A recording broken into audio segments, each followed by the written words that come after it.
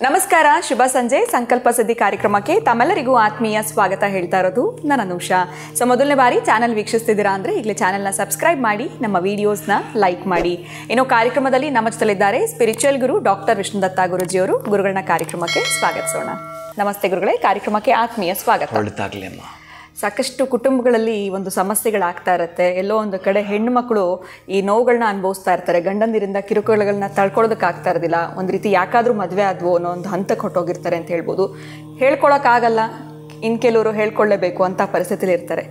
ಈ ಗಂಡಂದಿರಿಂದ ಕಿರುಕುಳಕ್ಕೆ ಒಳಗಾಗಿರುವಂಥ ಹೆಣ್ಣು ಮಕ್ಕಳಿಗೆ ಅದರಿಂದ ಹೊರಗಡೆ ಬರೋದಕ್ಕೆ ಏನಾದರೂ ರೆಮಿಡಿ ತಿಳಿಸ್ಕೊಡ್ಬೋದಾ ಗುರುಗಳೇ? ಇನ್ನೊಂದ್ಸಲ ಹೇಳಿಮ್ಮ. ಅಂದ್ರೆ ಗಂಡಂದಿರಿಂದ ಸಾಕಷ್ಟು ಜನ ಹೆಣ್ಣು ಮಕ್ಕಳು ಕಿರುಕುಳಕ್ಕೆ ಒಳಗಾಗಿರ್ತಾರೆ. ಮಾನಸಿಕವಾಗಿ ನೆಮ್ಮದಿ ಇರೋದಿಲ್ಲ, ಮನೆಯಲ್ಲಿ ಒಂದು ರೀತಿಯಾಗಿರುವಂತಹ ಅಶಾಂತಿ, ಗಂಡಂದಿನಿಂದ ಜಗಳಗಳು ಯಾವಾಗ್ಲೂ ಈ ರೀತಿ ನಡೀತಾ ಇರುತ್ತೆ. ಸೊ ಇದರಿಂದ ಹೇಗಾದ್ರೂ ಹೊರಗಡೆ ಬರಬೇಕು, ಇದಕ್ಕೊಂದು ರೆಮಿಡಿ ತಿಳಿಸ್ಕೊಡಿ. ಗಂಡಂದ್ರಿಂದ ಹೆಣ್ಣು ಮಕ್ಕಳಿಂದ ಗಂಡಂದ್ರು ಅದು ಎಲ್ಲ ಅವ್ರು ಅದನ್ನ ವಯಸ್ಸು ವರ್ಷ ಮಾಡ್ಕೊಳ್ಬಹುದು. ಎರಡು ಇದೆ ಅಮ್ಮ. ಈಗ ಎರಡು ಬಹಳ ಈಕ್ವಲ್ ಇದೆ. ಒಂದು ಸ್ವಲ್ಪ ತಕ್ಕಡಿಗೆ ಜಾಸ್ತಿ ಹಾಕಿದ್ರೆ ಇವರೇ ಇದ್ದಾರೆ. ಓಂ ವಿಶ್ವಸ್ಮೈ ನಮಃ. ನನ್ನ ಪ್ರೀತಿಯ ಬಂಧುಗಳೇ, ನಿಜ ಇದು ಎರಡು ಇದೆ. ಬಹುಶಃ ಅದು ಯಾವುದು ಜಾಸ್ತಿ ಯಾವುದು ಕಡಿಮೆ, ಒಟ್ಟಾರೆ ಇದಕ್ಕೊಂದು ತಾಂತ್ರಿಕವನ್ನು ಮಾಡಿಕೊಂಡ್ರೆ ಎಷ್ಟು ಅಂತಂದರೆ ಅದನ್ನು ಮಾಡಿದ್ರೆ ಅರ್ಥ ಆಗುತ್ತೆ. ಅಷ್ಟೇ ಸಡನ್ ಗಪ್ಚಿಪ್ ಹೆಂಗಾಗ್ತಾರೆ ಅಂತಂದರೆ ಆ ಥರ ಇನ್ಯಾವುದ್ರ ಮೇಲೂ ಟೆನ್ಷನ್ ಸ್ಟಾರ್ಟ್ ಆಗಿ ಆ ಕಡೆ ಹೋಗ್ತಾರೆ, ಕಿರುಕುಳ ನಿಲ್ಲುತ್ತೆ. ಅಂತಹದ್ದೊಂದು ತಂತ್ರ ಪ್ರಯೋಗವನ್ನು ಮಾಡೋದೇ ಆದರೆ ತುಂಬ ಈಸಿ ಇದೆ. ಇದು ಮಾಡ್ಕೊಳ್ಬೇಕಷ್ಟೇ ಖುಷಿಯಿಂದ. ಅವರು ನಾನು ಯಾರಿಗಾದ್ರೂ ಸಜೆಸ್ಟ್ ಮಾಡಿದ್ರೆ ನನ್ನ ಬಳಿ ಬರಲಿಕ್ಕೆ ಪ್ರಯತ್ನ ಪಡಬೇಡಿ, ನೀವು ದಯವಿಟ್ಟು ಮಾಡ್ಕೊಳ್ಳಿ, ರೆಮಿಡಿಗಳನ್ನ ಮಾಡ್ಕೊಳ್ಳಿ. ನೀವು ಕನ್ಸಲ್ಟ್ ತೊಗೊಳ್ಳೋದು ಮತ್ತೊಂದೆಲ್ಲ ಪಕ್ಕಕ್ಕಿಟ್ಟು ಇದನ್ನು ಮಾಡಿದಾಗ ಯಾಕೆ ಆಗಲ್ಲ? ಕೆಲವೊಬ್ರಿಗೆ ಶೀಘ್ರವಾಗಿ ಆಗ್ತದೆ, ಇನ್ನೊಬ್ಬರು ಕೆಲವರಿಗೆ ಬೇಗ ಆಗಲೂಬಹುದು. ಅದರ ಕೆಲವೊಂದು ಲಾಜಿಕ್ಕನ್ನು ನಾವು ಹೇಗೆ ಬಳಸ್ತೀವೋ ಅದರ ಪ್ರತಿಫಲ ಅಷ್ಟೇ ಶ್ರದ್ಧೆಯಿಂದ ಮಾಡಿದ್ರೆ ಆಗುವಂಥದ್ದು ಸತ್ಯ. ಅದಕ್ಕೇನು ಹೇಳ್ತೇನೆ ಅಂತಂದರೆ, ನಿಮ್ಮ ಮನೆಯ ಹಿತ್ತಲು, ನಿಮ್ಮ ಮನೆಯ ಅಕ್ಕಪಕ್ಕದಲ್ಲಿರ್ತಕ್ಕಂತಹ ಮಣ್ಣನ್ನು ಒಂದು ತಟ್ಟೆ, ಅದೊಂದು ತಟ್ಟೆ ಮೀನ್ಸ್ ಅಡಿಕೆ ತಟ್ಟೆಗೆ ಆ ಹೆಣ್ಣು ಮಗುನ ತೆಗೆದು 3 ಸಲ ಹಾಕಬೇಕು. 3 ಸಲ ಮನೆಯ ಅಕ್ಕಪಕ್ಕದ ಮಣ್ಣೆ ತಗೊಳ್ಬೇಕು. ಇನ್ನು ಕೆಲವರು ಎಲ್ಲೋ ಅಪಾರ್ಟ್ಮೆಂಟ್ ಇರ್ತೀವಿ ಗುರುಗಳೇ, ಅಲ್ಲಿ ಮಣ್ಣೆ ಸಿಗಲ್ಲ, ಎಂತ ಮಾಡೋದು? ಮಲ್ಲೇಶ್ವರ ಮೆಸ್ಟಿಗೆ ಸೇರ್ಕೊಂಡ್ಬಿಟ್ಟಿದ್ವಿ ನಾವೆಂತ ಇರ್ತದೆ, ಅಲ್ಲಿ ಮಣ್ಣೆ ಸಿಗಲ್ಲ, ಇನ್ನು ನಮ್ಮ ಮನೆಯದು ಗೋಡೆ ಆಗಿಬೇಕಷ್ಟೇ ಅಂತಕ್ಕಂಥ ಕಥೆ ಏನು? ಒಟ್ಟಾರೆ ನೀವು ಖುಷಿಯಿಂದ ತೆಗೆದುಕೊಳ್ಳತಕ್ಕಂತಹ ಮಣ್ಣಾಗಿರಬೇಕು. ಅದು ನಿಮ್ಮ ಮನೆಯದಾದರೆ ಮತ್ತು ನಿಮ್ಮ ಹೊಲದ್ದಾಗಿದ್ದರೆ, ಯಾಕೆ ನಿಮಗೆ ಸಂಬಂಧ ಇದೆ ಅದು.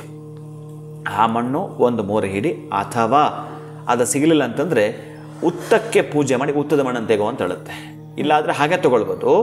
ಇನ್ನು ಉತ್ತದ ಹತ್ರ ತೊಗೊಳ್ತೀವಿ ಅಂತಂದರೆ ನಮಗೆ ಅಧಿಕಾರ ಇಲ್ಲ. ನಿನಗೆ ಅಧಿಕಾರ ಇದೆ ನಿನ್ನ ಸ್ವಂತ ಮಣ್ಣು ತೆಗೆದುಕೊಳ್ಳಲಿಕ್ಕೆ, ಆ ಮಣ್ಣು ತೆಗೆದುಕೊಳ್ಳಿ ನಿನಗೆ ಅಧಿಕಾರ ಇಲ್ಲ. ಅದಕ್ಕಾಗಿ ಒಂದಷ್ಟು ಪೂಜೆಯನ್ನು ಮಾಡಿ ಕೃತಜ್ಞತೆ ಹೇಳಿ, ನಾನು ತೆಗೆದುಕೊಳ್ಳುತ್ತಾ ಇದ್ದೆ, ನನ್ನ ಕ್ಷಮಿಸು ಅಂತ ಹೇಳಿ 3 ಹಿಡಿ ಮಣ್ಣನ್ನು ತೆಗೆದುಕೊಳ್ಳತಕ್ಕಂಥದ್ದು. ಯಾವುದಾದರೂ ಒಂದು ಕೆರೆಯ ಮಣ್ಣನ್ನು ಸೇಮ್ 3 ಹಿಡಿ ತೆಗೆದುಬಿಟ್ಟು ಈ ಅಡಿಕೆ ತಟ್ಟೆಗೆ ಹಾಕ್ತಕ್ಕಂತಹದ್ದು. ಗೋಮೂತ್ರದಲ್ಲಿ ಕಲಸು ಅಂತ ಹೇಳ್ತಾನೆ, ನೀರು ಹಾಕಬೇಡ, ಗೋಮೂತ್ರದಲ್ಲೇ ಇದನ್ನು ಸಂಪೂರ್ಣ ಕಲಸಿಬಿಟ್ಟು ಒಂದು ತಟ್ಟೆಯಲ್ಲಿ ಚಪ್ಪಟೆ ಮಾಡಬೇಕು.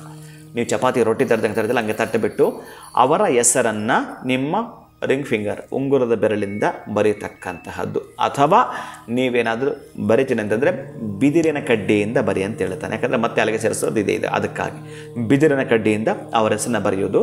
9 ದಿನಗಳ ಪರ್ಯಂತ ಇದನ್ನು ಹಾಗೆ ಇಡಬೇಕು, ಒಂದು ಕಡೆ ಸೇವ್ ಮಾಡಿ ಇಡಬೇಕು, ಯಾರಿಗೆ ಗೊತ್ತಾಗದ ಹಾಗೆ. ನಿಮ್ಮ ಗಂಡನ ಗೊತ್ತಾಯಿತೋ ಅಷ್ಟೇ ನಿಮ್ಮ ಕತೆ, ಅಥವಾ ನಿಮ್ಮ ಮಡಿದಿಗೆ ಗೊತ್ತಾಯಿತೋ ಅಷ್ಟೇ ನಿಮ್ಮ ಕತೆ. ಒಟ್ಟಾರೆಯಾಗಿ ಅವರು ಗೊತ್ತಾಗ್ದಂಗೆ ಇದನ್ನು ಹೇಗೆ ನೀವು ಸೇಫ್ ಝೋನಲ್ಲಿ ಇಡ್ತೀರೋ ಇಡ್ತಾ ಬನ್ನಿ. ಎಷ್ಟು? 9 ಡೇಸ್, 9 ದಿನಗಳ ಕಾಲ.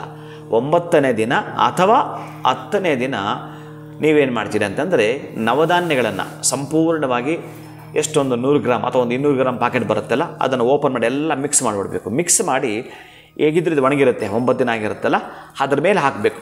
ಈ ನವಧಾನ್ಯ ಅಷ್ಟು ಮಿಕ್ಸ್ ಮಾಡಿದ್ರೆ ಅದ್ರ ಮೇಲೆ ಹಾಕಿಬಿಟ್ಟು ಬಿದಿರಿನ ಪೊದೆ ಎಲ್ಲಿರುತ್ತೋ ಅಲ್ಲಿಡಬೇಕು. ಬಿದಿರಿನ ಪೊದೆ ಎಲ್ಲಿರುತ್ತೋ ಅಲ್ಲಿಡಬೇಕು. ಬಿದಿರಿನ ಪೊದೆ ಇಲ್ಲ ಅಂತಂದರೆ ಯಾವುದಾದ್ರೂ ಒಂದು ಮರ, ಅದರಲ್ಲೂ ಕೂಡ ಮರ ಹೇಗೆ ಹೇಳ್ತಾನೆ ಅಂತಂದರೆ ಈ ಹಲಸಿನ ಮರ ಬಹಳ ಶ್ರೇಷ್ಠ ಅಂತ ಹೇಳ್ತಾನೆ. ಅದೂ ಸಿಗಲಿಲ್ಲ, ಇನ್ನೊಂದು 12ರಿಂದ 14% ಕಡಿಮೆ ಆಗುತ್ತೆ.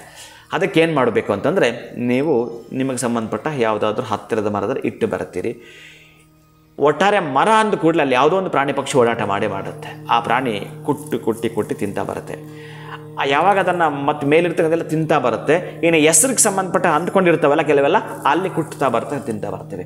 ಈತನಿಗೆ ಕುಟ್ಟಬೇಕಾದ್ರೆ ಒಂದು ಮೆಸೇಜ್ ಹಾಕುತ್ತಂತೆ, ಅದು ಗೊತ್ತಿಲ್ಲ. ಅದು ಹೇಗೆ ಹಾಕುತ್ತೆ ಅಂತಂದರೆ ಕನಸಿನ ಮುಖಾಂತರವೋ ಅಥವಾ ಮತ್ತೊಂದು ರೀತಿಯಲ್ಲೋ ಇನ್ನೊಂದು ರೀತಿಯಲ್ಲೋ. ಬಹುಶಃ ಮೊನ್ನೆ ಯಾರೋ ಒಬ್ಬರು ಕರೆ ಮಾಡಿದ್ರು. ನಾನು ಯಾವುದೋ ಈ ಪ್ರತಿಷ್ಠಾಪನಾ ಕಾರ್ಯಕ್ರಮದಲ್ಲಿದ್ದೆ.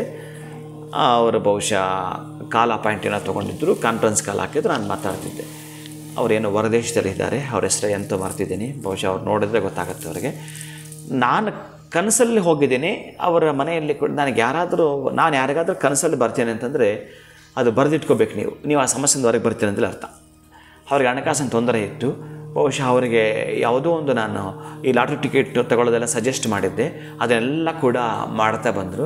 ಬಹುಶಃ ಆ ಸಮಸ್ಯೆಯಿಂದ ಹೊರಗೆ ಬರಲಿಕ್ಕೆ ಇನ್ನು ಹಲವು ದಿನಗಳಷ್ಟೇ ಬಾಕಿ ಉಳಿದಿರುತ್ತೆ. ಇದು ಅಷ್ಟೇ. ಈ ಪಕ್ಷಿ ಕುಟ್ಟಿತು ಅಂತಂದರೆ ನಿಮ್ಮ ಆ ಸಮಸ್ಯೆಯಿಂದ, ಆ ಒಂದು ರೋದನೆಯಿಂದ ಹೊರಗೆ ಬರಲಿಕ್ಕೆ ಕೆಲವು ದಿನಗಳಷ್ಟೇ ಬಾಕಿ ಇರುತ್ತೆ.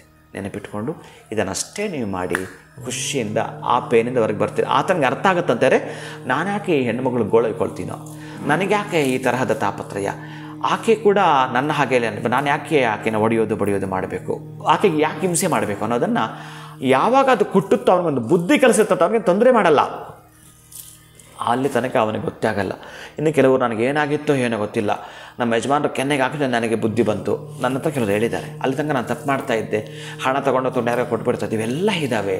ಅದಕ್ಕಾಗಿ ಆತನಿಗೊಂದು ಬುದ್ಧಿ ಕಲಿಸ್ಬೇಕಾದ್ರೆ ಆ ಪಕ್ಷಿಯ ಕೊಕ್ಕಿಂದ ಕುಕ್ಕಿದಾಗ ಬಹುಶಃ ಆತನಿಗೆ ಎಷ್ಟು ಚೆನ್ನಾಗಿ ಬರುತ್ತೆ ಅಂತ ತೀರಾ ಸಣ್ಣದ್ದೇ ದೊಡ್ಡ ಮಟ್ಟದ್ದು ಯಮಯಾತನೆಯಿಂದ ಹೊರಗೆ ಬರ್ತಾರೆ ಈ ರೆಮಿಡಿ ಮಾಡಿಕೊಂಡ್ರು. ಖಂಡಿತ ಗುರುಗಳೇ, ಈ ರೆಮಿಡಿ ಮಾಡ್ಕೊಳ್ಳೋದ್ರಿಂದ ಅವರ ಒಂದು ಮನ ಪರಿವರ್ತನೆ ಆಗುತ್ತೆ, ಜೊತೆಗೆ ಅವರ ಮೈಂಡ್ ಮಾಡ್ತಾ ಇದ್ದಂಥ ತಪ್ಪುಗಳಿಂದ ಹೊರಗಡೆ ಬರೋದಕ್ಕೆ ಸಹಾಯ ಆಗುತ್ತೆ.